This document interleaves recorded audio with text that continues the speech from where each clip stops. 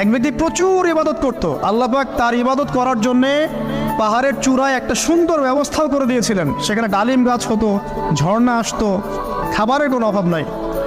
হাদিস এসেছে 500 বছর সে ইবাদত করেছে। কত বছর? কিয়ামতের মাঠে এই ব্যক্তির অবস্থা এমন হবে, তাকে জান্নাতে প্রবেশ করানোর জন্য নিয়ে যেতে বলা হবে, যাও আমার রহমতে জান্নাতে চলে যাও। আল্লাহ পাক তাকে এই কথাটা বলবেন। কিন্তু এই ব্যক্তি বলবে আমার আমলের কারণে,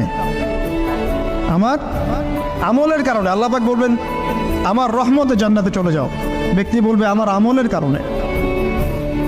আল্লাহ রাব্বুল আলামিন তখন তাকে দেওয়া সমস্ত নেয়ামতগুলোকে এক পাল্লায় করবেন, আর তার সমস্ত আমলকে আরেক পাল্লায় করবেন। তারপর দেখা যাবে আল্লাহর সমস্ত নেয়ামত তার একটা চোখের সমান হয় নাই। কথা কি বুঝতে পারছেন? একটা চোখের যে নেয়ামত আল্লাহ পাকের, সমস্ত আমল ও 500 বছরের ইবাদত এতটুকু হয়নি। তারপর তাকে বলা হবে ওকে জাহান্নামে নিয়ে যাও। এবার জাহান্নামে যাওয়ার সময় সে বলবে আল্লাহ তোমার রহমতে আমাকে মাফ করে দাও। তখন আল্লাহ পাক তাকে আবার ডেকে নিয়ে আসবে, বলবেন যে তোমাকে যে আমি ইবাদত করার জায়গা করে দিয়েছিলাম, এটাকে তুমি নিজে করেছো না আমি করেছি? সে বলবে আপনি করেছেন। তোমাকে যে আমি সৃষ্টি করেছিলাম তখন কি তুমি কোনো আমল করেছিলে? বলবে না।